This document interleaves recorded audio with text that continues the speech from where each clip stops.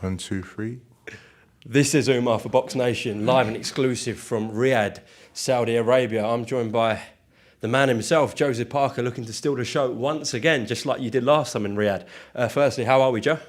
I'm very good. It's good to be here back in Riyadh, and another big fight to be involved in, another big fight, another big event, and I'm very excited to be on the card. I'm looking forward to it. Good. Well, it's actually been a while since I've seen you. It's good to see you, and life's changed, I guess, since I last saw you after that win with Deontay Wilder. Is that a fair comment? Has life changed? Not really. I mean, it was a great win, and it was a great fight, and it was good to go in there and leave Riyadh with a good win heading into Christmas and New Year's. But has life really changed?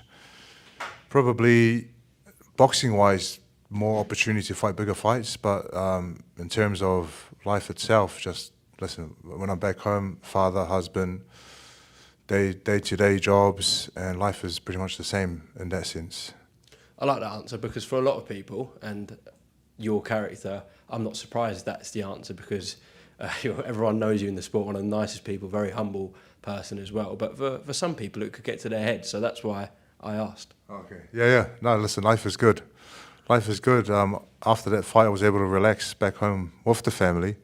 Flew to Samoa for a week and had some downtime. I think I was away for 2 weeks, and then I was straight back into camp with Andy Lee and George Lockhart back in Ireland, and we had a great camp.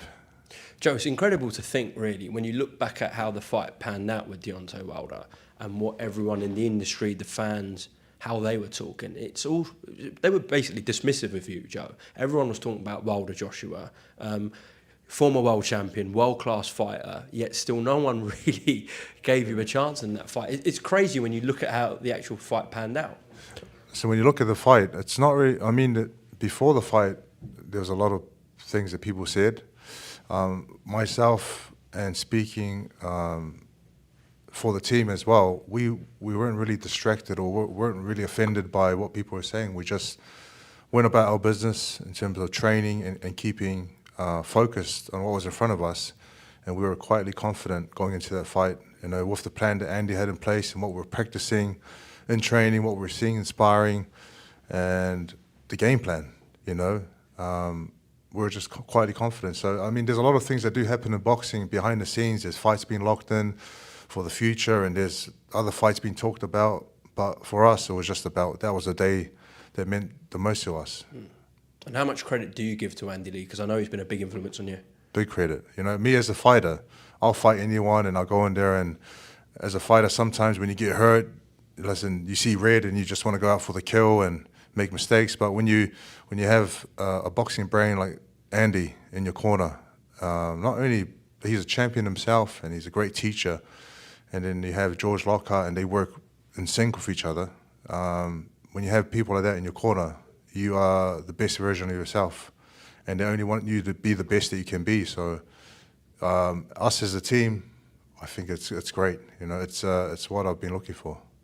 Obviously, you didn't really land anything in the fight because of your quality work in there. But did he ever sort of graze you? Did you feel anything? Of course. What was the power like, even though it didn't land clean? I remember Wilder punching me with his right hand, and it landed on my glove, and I thought to myself, "Holy damn!" Like, if my hand wasn't up, how it usually isn't, sometimes it's low and sometimes it's down here on the hip or the chest. But if it wasn't up at that time, it definitely would have made a big difference. So Wilder does possess power, but on the night that we had the fight, he just wasn't able to land a clean shot, and I was able to do more of the damage. Do you know what Tyson said the first thing after the first fight in LA? He said that early on in the fight, Wilder touched him to the glove, and he said that's, all fighters do that in sparring. It's happened numerous times to him, and he's not really felt it. But with Wilder, it felt like it landed on his face, and it just landed on the glove. I'm not sure if Wilder's the same fighter, but I know he did come and bring the best that he could when we fought. But what Tyson was saying, I agree. One punch that landed on the glove and on the hand, I felt like, holy damn, wow. Well, he's a big banger, and you took that away from him and beat him convincingly. You're in now with Big Bang himself, the Emperor, the Chairman. They call him Zhilei Zhang. His 2 wins over Joe Joyce. What do you take away from that? Impressed with that? very impressed. Zhang went out there and dominated the first fight, and then went into the second fight and got a good knockout victory over Joe Joyce, who beat me.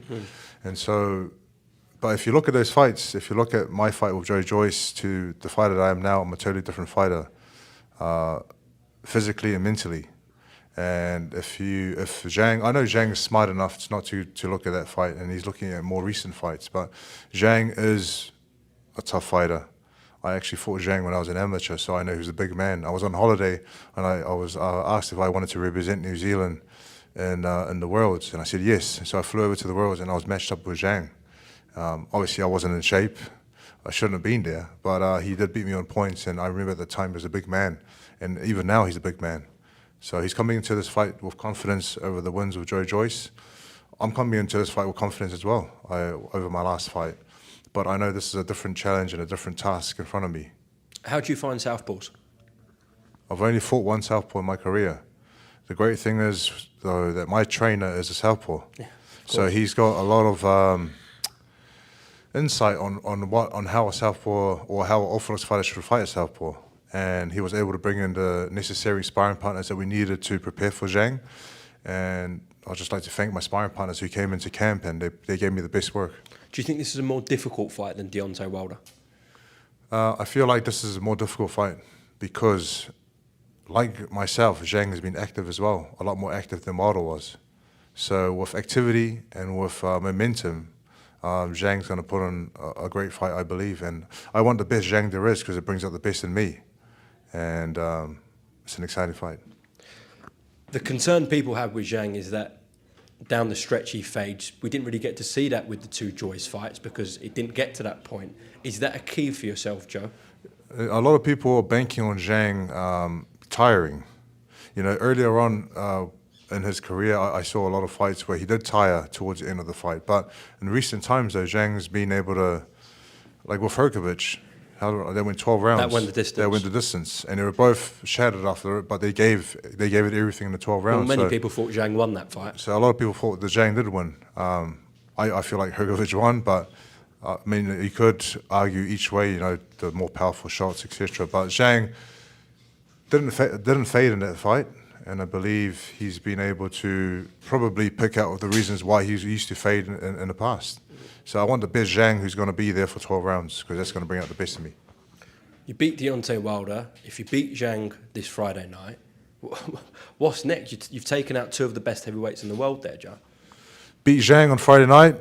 I deserve a bit of a break from my family, just to relax and chill. And I got another baby on the way, so I want to be there for my wife. Well, congratulations. I want to be there for my kids. And how many is that now? It's going to be baby number 5. Wow. You're competing with Tyson. A lot of blessings. Tyson's on 7, so I still got a little bit of catching up to do. But just want to be back home, and then I'm locked in for a rematch with Zhang. Yeah. So I have to beat him twice in order to move on.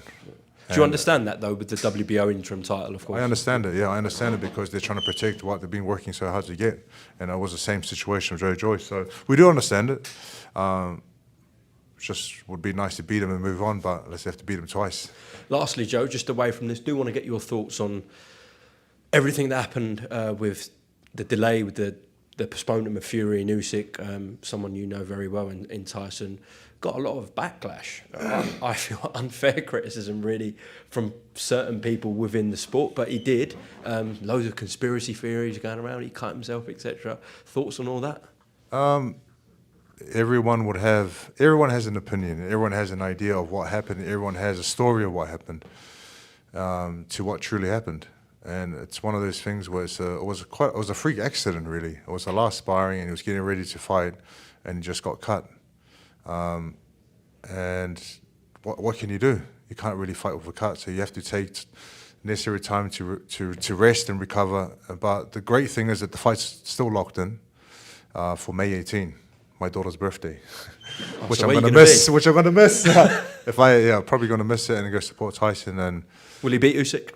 Tyson, you're asking one of the team members. You know, he's like a brother to me. So I believe Tyson beats Usyk and beats everyone else. Usyk, though, listen, he's a very skilled fighter, but I just believe Tyson is natural heavyweight, and I've seen him, in the gym, seeing him fighting. I've even sparred him myself, and he's very fit, very tough, very long, and very tricky. How was he looking in camp? He was looking good in camp, or great in camp. Like, I wasn't involved in the last camp, but we're chatting here and there, and he felt great. But I feel like now it's now that the fight's been delayed, it's just more time for both guys to prepare. Definitely. Well, it's New Zealand v China here in Riyadh this Friday night.